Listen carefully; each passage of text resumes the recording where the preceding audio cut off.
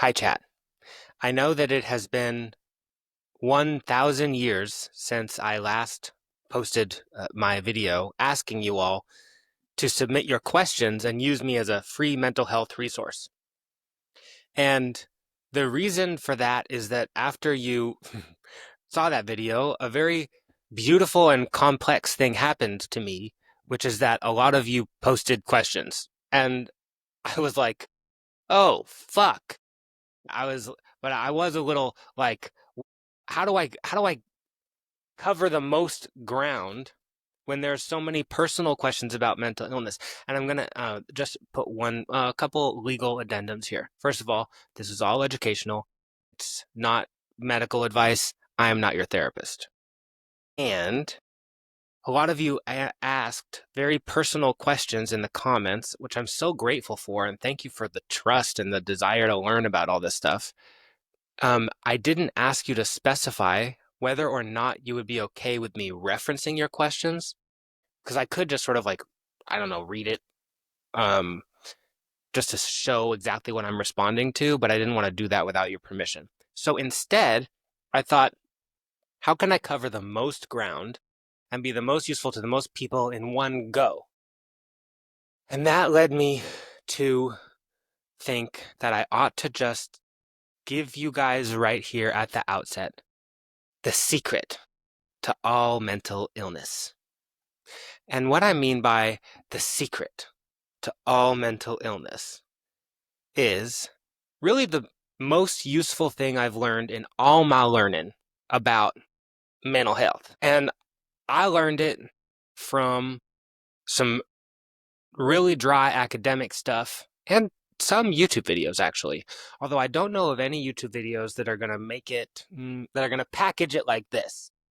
And so I'd like you to watch it all and know that you're getting from this a foundation of how to think about mental illness and the role that it plays in your life, and a way to think about coping with it and helping other people that you might categorize as mentally ill. However, it's going to get a little complex because as time goes on in the near future, I think the boundaries between who we consider to be mentally ill and who we consider to not be mentally ill is going to become a bit fuzzy.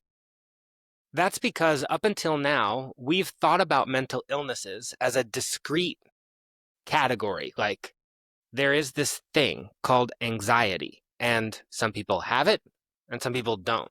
There's a thing called depression and being a psychopath that some people have and some people don't. And in recent years, there's been an explosion of research about the role that genetics play in mental illness, and it's really complicating that picture. It's still not a fully formed picture. It's already getting a little nerdy. I am your friendly neighborhood nerd about mental health, and Harry Dreyfuss as well, associate marriage and family therapist. Was I supposed to say that at the beginning? I looked off as if there's someone else in the room. There isn't. Throughout its history, psychology has been very much enamored with this idea that who you are is just a product of your whole life story. So it's like they love this idea that we're all just blank slates, that life gets to write upon. So if life has taken its fate pen and just written some graffiti all over your face, then some nice therapist can just come with a washcloth and wash it off, and then maybe a plastic surgeon comes and puts a new thing on your face, and now you're just a beautiful, healthy, securely attached individual. So there's a sort of hope and agency that comes from this real nurture perspective on who we are as people. There were some problematic aspects to this. I would argue toxic. When we looked to blame the past for who we are today, typically the culprit was always our mom. It was always the mom. There were some times where we blamed the dad. We definitely blamed the dad for some things, but we blamed the mom like crazy. Like it was like there was some sort of double standard or something for women. It was as if there's some kind of bias against women. I don't know anything I've never even heard of that. There's nothing like that in life. So there was a bit of an issue with that trend. At the same time, even worse than it being just like problematic and politically toxic, it also happened to be wrong. When we privilege the nurture side of the story so much, we forget that nature plays any kind of role. And we're in a situation now similar to when germ theory exposed the fact that, oh my gosh, the plague and disease are not caused by like demons possessing us. They're in fact caused by these invisible forces all around us that we didn't even know existed. And they're acting out on our bodies. So in this situation, the germs that are coming to light now are our genes, these invisible forces that we didn't really know how to consider before, but they actually have a heavy impact on who we are. We know this because of studying twins, this fascinating thing where identical twins, not fraternal twins, identical twins who have identical genes get born, and then sometimes one or two of them get adopted and raised in different places. And this is a beautiful chance to study what happens to the same genes under different circumstances. Far more often than not, what researchers find is that identical twins raised separately turn out to be very similar to each other, more similar to each other than the families that raised them. Not in all cases and in not all ways, but so much so that the answer to like, is it nature or nurture, seems to be a solid 50%, 50-50, 50-50 split between like your genetic set points and the life that you lead. So now I'm going to explain in a framework that I think is the most useful way to conceptualize mental illness, how this interface between genes and your life circumstance plays out and causes all this shit. I tried to make this video before, and for it, I needed just a line. That's all I needed was a line. I needed a thing that had a top and a bottom and a middle. And I used this, my broom. And it didn't work because I couldn't keep it up. So instead, I went to Target. And I got this, which I think is going to work for me. Okay? So, let's just manipulate this in a way that's going to make sense. Yes, this is, I am good. YouTube. Maybe I can use my leg dexterity to keep this going. I think I can. No, this isn't going to work. How I have it exactly right now is not. Look at this. Oh, balance and stabilize. Don't say. Don't say anything or it'll. Okay. All right, everybody. I shouldn't have gotten such a big wipe. Okay, so instead of my broom, I got this so I could draw on it and create my handy dandy line. It's supposed to be straight. For this line, I want you to understand that there are three numbers. In the middle is the number 0. On the top is the number 100, positive 100. And then on the bottom is the number negative 100. Okay, do you get it? Now what this line represents is stress. You can all read that. Don't stop shouting. And it also represents level of functioning. Oh my God, it's off the screen. There we go. As if that's gonna help. Okay. Shut up. Now, what I want you to first wrap your head around is that how we're going to be using this line. So this line is a metaphor for how much stress is going on in your life. There's a lot of different kinds of stress. Like, what is stress? Stress can be biological, like lack of sleep stress, accidents, disease, poor diet. That's all stress. That's biological stress, stress that is enacted on our bodies. Then there's emotional stress, like grief, heartbreak, sadness, inappropriate sadness, like uh, a lot of emotional stress. Then there's social stress, like political stress, relationship strife, stuff like that, financial stress. All these things are stress, and what they do is they stress our nervous system. And when our nervous system gets stressed, some funny stuff is going to happen. But first, I just want you to understand that stress, any of these kinds of stress, what they're going to do is they're going to change where you are on your daily level of functioning. So more stress is going to bring you down here to the negative numbers, and less stress is going to bring you up here to the positive side of life. Okay? This is just where you are normally. This is baseline, 0. All good, pretty much. So on this line, you can just imagine like, okay, here you are, you're Steve, you have a job, you're fine with it, you don't hate it, but it's kind of sucks.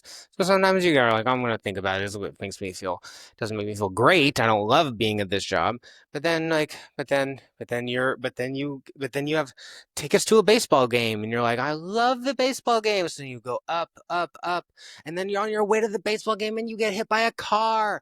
No, no, what happened? You're down here. Everyone's so worried. What happened? Did you get hit by a car? Now you wake up in the ICU, and your body's all weird now, and you don't know what your future's gonna look like. But then you remember that when you were in the ambulance driver was so pretty, and then she's here. She's visiting you. She's visiting you in the hospital. Why is your ambulance driver visiting you in the hospital? And you kind of hit. She said she was so worried about you, and that you guys had made eye contact and stuff. And you're like, this probably happens to everybody. You're such a warm presence. And then she's like, no, it's not. This is literally just, I don't know. I felt like we had a connection. And now, so she has a connection, and you're over here, and then you're kissing, and you can start up here. And now you're like, my God, my life is going so well. And then you get married, which brings you way up here. And then years later, you find that she was in another ambulance ride, and she fell in love with another guy who was riding the ambulance to the hospital that night. And that brings you way down, down here. I can't believe it. I can't believe she fell in love with another victim. And then you realize, oh my God, that car that I was hit by last night, that night was an ambulance. Oh my God, my wife, she's an ambulance driver, and she hits men and then falls in love with them. And now you're down way down here in this bad dark night. And you have to go on a quest to for justice or something. And then years later, because of something we'll call the psychological immune system, which we could go over at some point, it all just resolves itself basically. And so years later, you're back here at 0. Okay? Clear? 0 again? Okay, we're back. Went on a journey there. So what we just covered was essentially the nurture stuff in life, experience, and how experience impacts us. But this picture is going to get richer and more complicated the moment we involve genetics. Let's take a look at that for a second. Oh, it's just because I need more markers. I need more colors. I need more colors. 1 second. Give me blue. Yeah, give me red. I need red. Okay, green. Okay. Okay. So we have blue, red, and green. We have blue, red, and green. interestingly enough, because when we studied the genes which turn into mental illness, we found that there are only 3 categories. There's a mystery there, and I'll return to it later. But yes, there's only 3 categories of mental illness genes. And the more you have of each category, the more likely you are to produce symptoms of that type of mental illness. So here's the 3 categories, okay? We're going to use blue for internalizing. So internalizing symptoms or conditions, internalizing stuff is pain turned inwards. Think depression, anxiety, OCD, even like skin picking, right? This is pain turned at myself. And that's what those are. So that's internal. Now we're going to look at red. Now let's look at red. Red is externalizing. Oops, spelled that wrong. Completely wrong. No one noticed because no one can read the letters you're writing anyway. Externalizing is stuff like thrill-seeking, rage stuff, substance abuse, murder. These types of externalizing symptoms are pain acted out at others and at the world, seeking a kind of strong stimulus from the world, as in substance abuse, or taking your inner strong urges and acting them out in like antisocial ways. And then lastly, we have thought disorders. And we're way off the screen, so that doesn't matter. Thought disorders, stuff like psychosis, mania.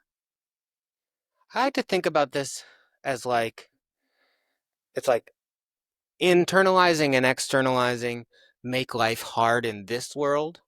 And thought disorders, well, if you have a thought disorder, you're Alice and you're going to Wonderland.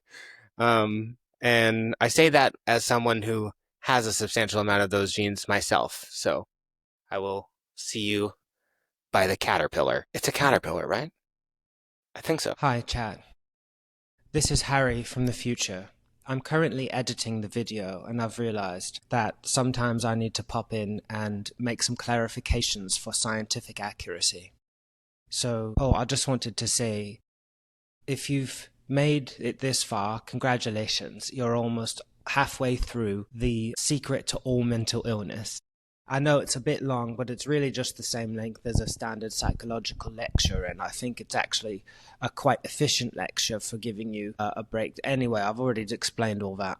Anyway, what I wanted to say this time was that if you've heard what I've just said about the categories of mental illness, you might start to think, oh, there's only 3 genes that cause mental illness, and that's not true. In fact, every one of these buckets is made up of hundreds of thousands of variants that, when played together, produce certain symptoms. So think about it like this. Imagine you've got a piano with hundreds of thousands of keys, and some of these keys, when played together, tend to create sad music. Some of these keys, when played together, tend to create sad music. Some of these keys, when played together, tend to create angry or intense music. And some of these keys, when played together, tend to create surreal music. For instance, if you've got lots of these genes, and then you've got an appropriate level of stress that's going to activate them, some weird things might happen, like you might start to speak in an English accent, and you don't even know you're doing it. And then people tell you about it, and you don't hear it yourself, and you don't want to know, because English accents are cool. They just sound better. I'm going to keep popping in here sometimes so I can make these little edits, so get used to my face. And also, if you've made it this far, congratulations. Okay, back to the lecture. You can kind of think of this as like, fuck me, fuck you, fuck the world, right? Or like fuck reality. Maybe you could say fuck it. Or these are all kind of fuck it genes. Fuck it genes, okay? The more you have of each one, the more susceptible you become to their symptoms manifesting. Now, this is why we're going to probably stop thinking about mental illness as just a discrete thing that someone has or doesn't have, when in fact, we all have genes of these three types. The question is, how much do you have? So, let's take our thought disorders green, because the blue and red markers have fallen to the ground and I've found a precarious balance with the whiteboard, so I can't reach down and grab them. Let's see. Starting from the bottom, we're going to add up our genes starting here for reasons you'll understand in a second. So if you have very few thought disorder genes, then your thought disorder box raises to like this high, right? This tells us how low you would have to get on your own level of functioning, how much stress there would need to be for you to hit the threshold at which point your thought disorders started to arrive. So this person doesn't have very many thought disorder genes. It's only rising to what, negative 90, right? So you'd have to get all the way to negative 90 before you started to have any thought disorder genes. And I think a lot of us sort of feel like this is us. Like there's certain people who have psychosis, but not me, right? I could never do that. Think again. If the world were to like shatter, really, we can all exhibit symptoms, right? But our life just hasn't gotten to that point. The biggest difference between you and someone who you think does have a thought disorder is either their life got really, really, really hard, or they have more of these genes. Now, if they have more of these genes than you, what does that mean? It means this is taller. And if this is taller, let's say it's like quite tall, right? Now it's raised up to like, I'm going to say negative 25, negative 20, yeah? That's just like a bad day. So if a bad day can get you right down here, you're going to start to have funny thoughts right around negative 20. That makes you quite highly susceptible to thought disorders. Let's say it's even higher. It's at 0. This means you're normally experiencing thought disorders, and it's no fault of your own. You just have a ton of these genes. And if you want to be even crazier about it, sometimes it's like really high. It's even into the thriving zone. This person has to be rushing it. They have to be at above positive 20 just to get over their thought disorder symptom, right? So that's just how these play out. And to complicate, to enrich, we need to add all three colors. So each person is a unique combination of all three colors. Fuck its, fuck yous, and fuck me's. So let's just add this hypothetical person's fuck yous. Right, so they just rise about here. That's their fuck you thing. It's not that high, but it's somewhat high. Negative 50, okay?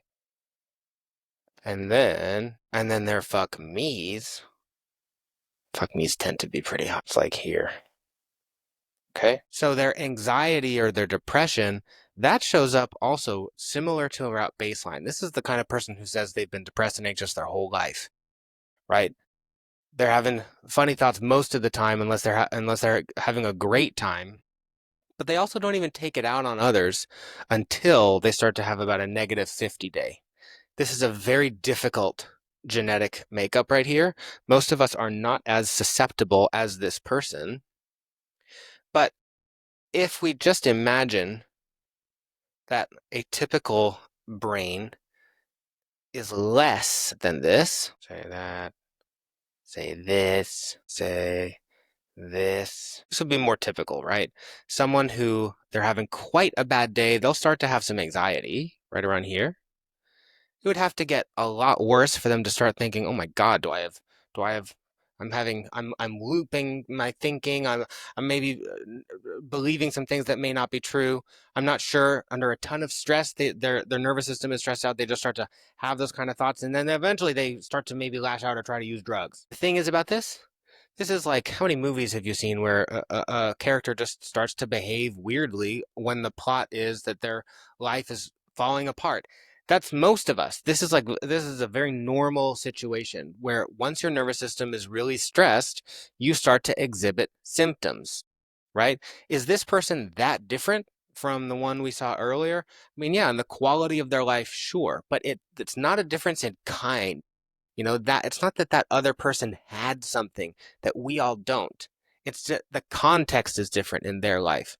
The context for them makes it very easy for their mental illness processes to manifest, whereas for most of us, it takes quite a bit of stress for ours to start showing themselves. This is called the stress diathesis model. And it's very well regarded. Here's the thing about the stress diathesis model and why it's so useful. It implies that a reduction in stress will be an effective treatment for almost anything. If you've ever been in that situation where maybe you have a loved one who's struggling with something really severe, and you're like, how do I help this person? Do I need to send them to rehab? I can't afford rehab. I can make them tea. I can make them laugh. I can give them a hand massage, but that's it. And the thing is, giving them that hand massage and making them tea and making them laugh, it helps. It will reduce stress. And if you can reduce their stress, you can help move up the line and get out of their own symptom manifestations. The thing gets a little complicated though, because it's not so easy to know which kind of stress is actually impacting them.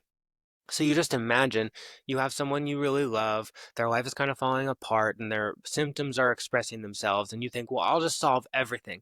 I'll let them move in, I'll cook all their meals, I'll pay all their bills. They won't have to do anything, nothing at all. They're going to have no stress. And then everything is going to get better. If you've ever witnessed this happen, often it doesn't quite work like that. Often things can actually get worse. And if that's the case, it's probably because it wasn't the kind of stress that they were really being hurt by that you are fixing. It might have been the stress that they didn't have meaningful work or they didn't have meaningful relationships, right? And if they're not in a situation to address the stress that was really bringing them down, the new situation you're going to put them in might not actually help. It could make things worse, depending on what's really going on. And so if you're having trouble understanding what's the real source of my stress, that's something that a therapist can be specifically helpful for. We're well trained in trying to identify what's like really ailing you. But at the same time, everything that reduces stress is helpful. Petting a horse, all that self-care stuff that we talk about that's kind of cringe, it's actually completely great. If it reduces your stress, it will keep you in a healthier place. This is obvious, but I said it anyway. It will also answer a lot of interesting questions you might have.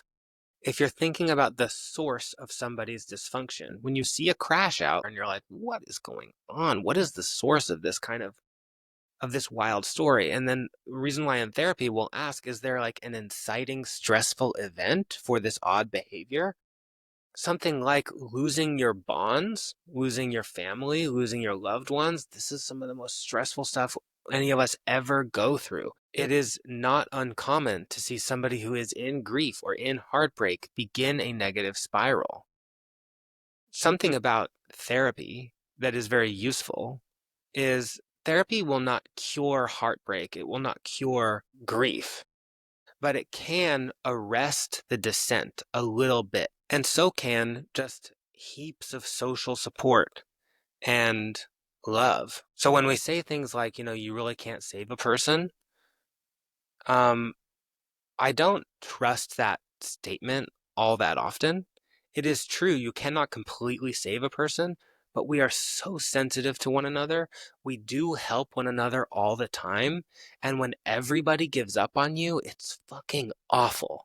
And that's what puts you down, down, down, down on your stress curve. And then all your symptoms start to show up and things just get worse and worse and worse. And problems become intractable.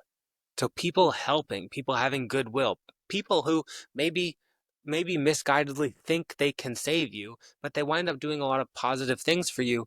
That's really, really helpful.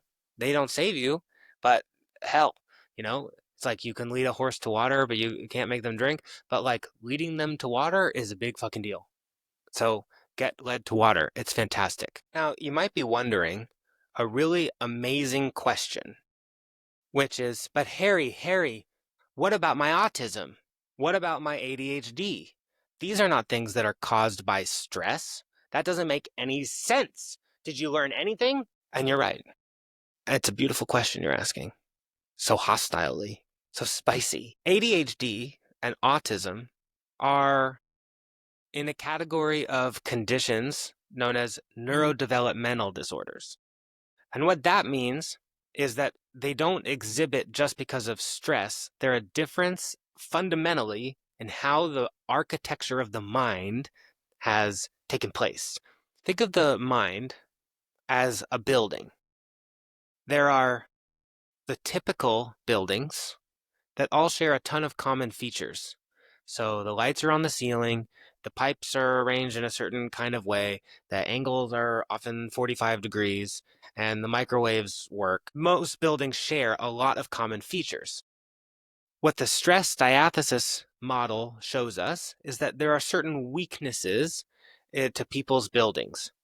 And if we imagine that like stress is like the weather outside, then we know when rain gets a certain level of intensity, this person's windows will start to leak because that's their genetic vulnerability is somewhere on the windows, right? It can handle a lot of weather, but when the weather gets to a certain intensity, that window's going to blow through, okay? That's a typical building's structure and how it just has these vulnerabilities to certain processes. Now, a neurodivergent brain with a neurodevelopmental disorder is like a fundamentally different architecture. For these buildings, many things can be completely different, okay? The couches are all made of skin and the windows are in the shape of bananas. It's not always so dark. Because neurodevelopmental things, they very much sit in the category often of like trade-offs rather than glitches because they have strengths and weaknesses. And treatment for neurodevelopmental or neurodivergence, it's not so much about reducing stress in order to reduce their symptoms, but about adapting their environment and their lifestyle to suit the brains that they have. And then there's personality disorders, which fit really in between the two. Hi, Chan. So I've decided to cut out my bit about personality disorders because I think in such a short span of time I didn't really do them justice. So I'd like to get into that in a further video, but I'd just like to say, for now, personality disorders are very complex. They're a mix of attachment, wounds, difficulties with self-regulation, and a lot about early life experiences, particularly trauma. And so here's what I'd like to say about trauma.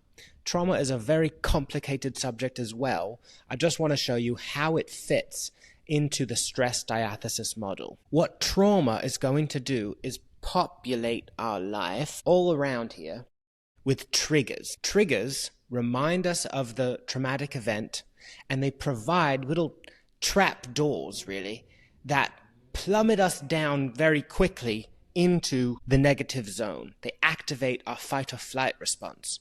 So we could be doing quite well, and then we come across a trigger, and it plummets us down, and it makes the descent into our symptom pool much faster, and it makes recovery more difficult. There's a lot more to say about trauma on Trauma Tonight, but insofar as how it relates to the stress diathesis model, I think that'll give you the gist. Okay. I just had to say that because I love trauma. For in my next bit, I want to answer the most beautiful question that you're all thinking, which is, wait. How can it be that with only 3 genetic clusters, we get hundreds of different mental illnesses? This is such a good question.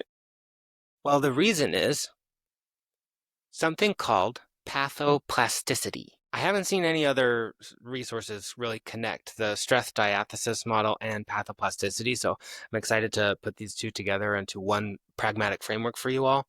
But in order for me to understand it, for you to understand it rather, um, we have to take a little journey to Hong Kong. So let's go to Hong Kong now. Okay, now we're in Hong Kong. So in Hong Kong in 1980s, there was a doctor. I believe his name was Dr. Sing Lee.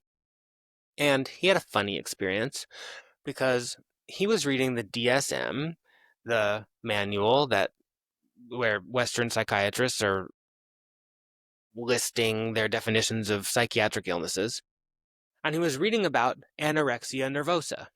Anorexia, is a condition, if you don't know, it's a condition in which people starve themselves and often exhibit traits of body dysmorphia. Body dysmorphia is where you believe your body to be different than others would see it as from the outside. So you can test this very easily by having somebody with body dysmorphia draw their bodies. And if they have body dysmorphia, they will draw a figure that looks very different from the one that you can see they have.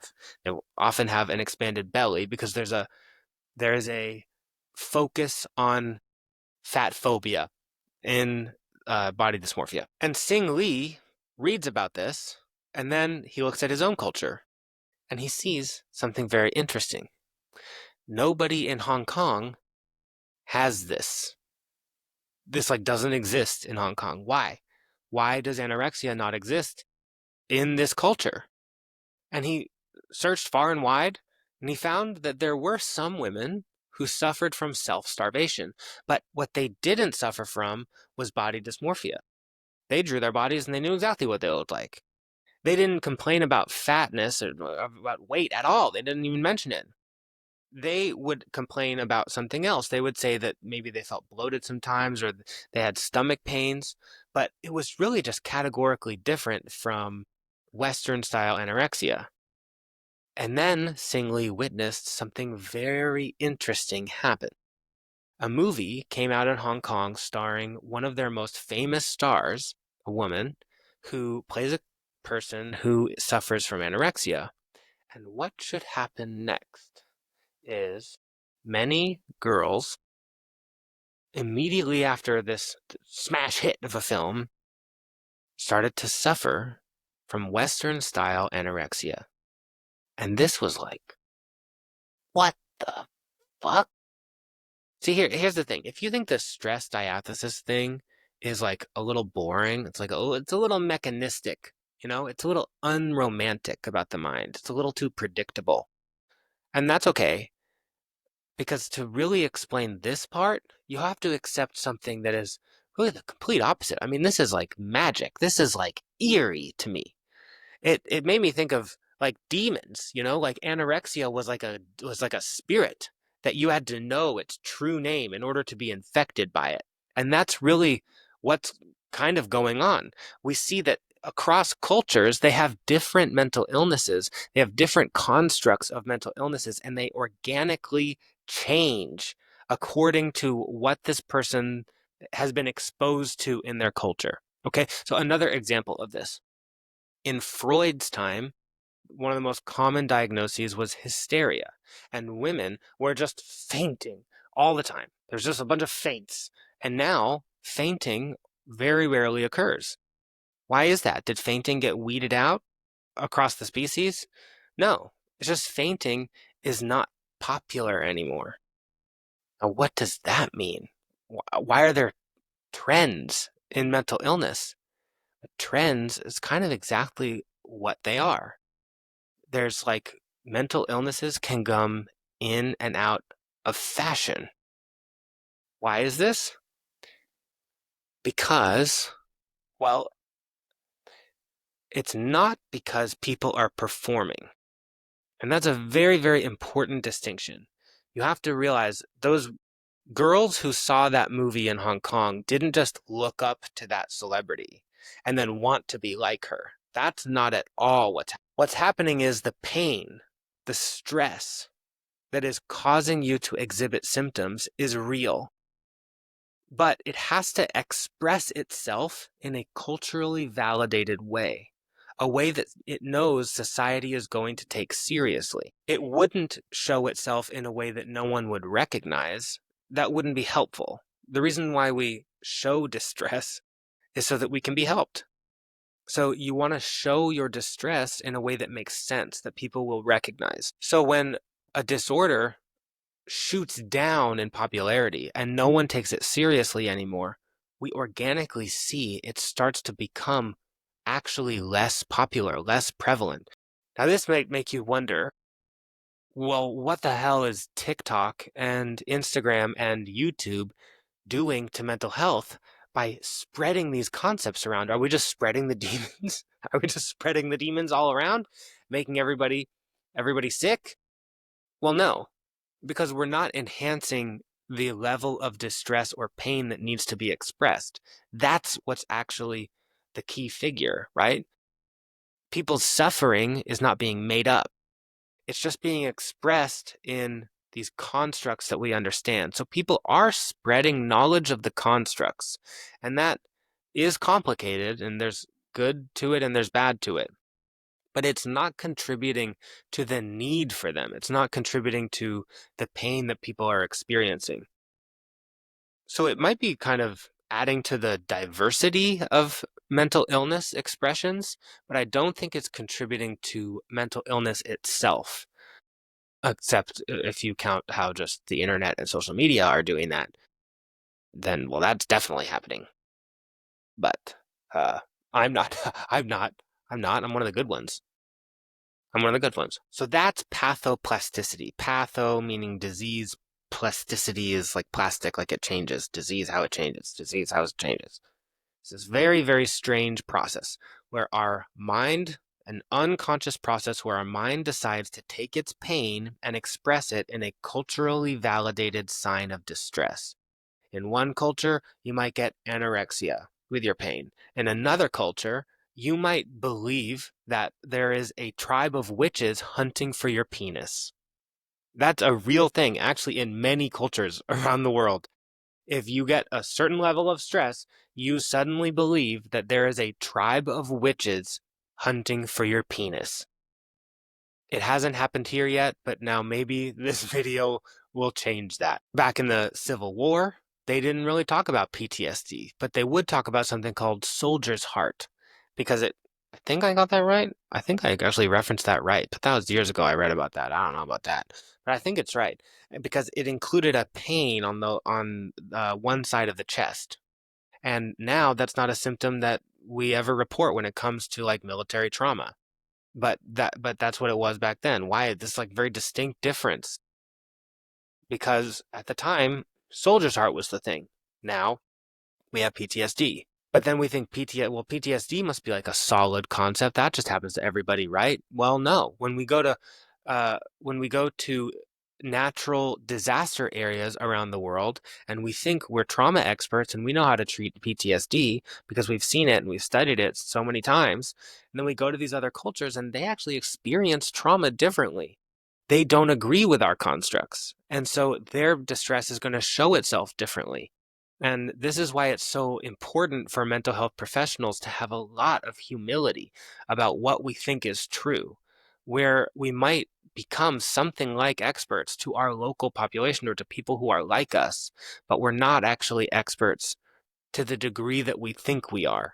And so or else we go and we just impose ourselves on them and then we do a lot of harm. So that's been my lecture on the stress diathesis model. Say that 10 times. The stress diathesis model and pathoplasticity. Your genes will determine your vulnerability to certain processes. Stress will interface with those genes and cause them to express themselves. And how they express themselves is determined by your culture and your life circumstances, your individual experience. When you go to therapy, now here's something about this. Science has studied these things, but science has never studied you.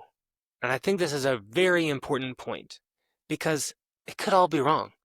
And if it doesn't cohere to your life experience, then maybe it is wrong.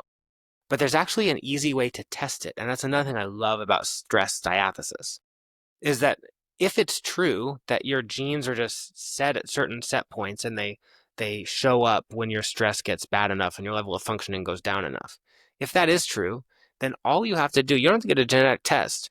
You just have to look at your own life, look at your past, and see if your symptoms arose kind of in a linear fashion. Like, oh yeah, like when I get a certain level of stress, I start to have these like looping thoughts. And then I get a level of stress and I just have like really an urge to use, or I start to lash out at people. And then another one and I start to feel so much guilt and shame.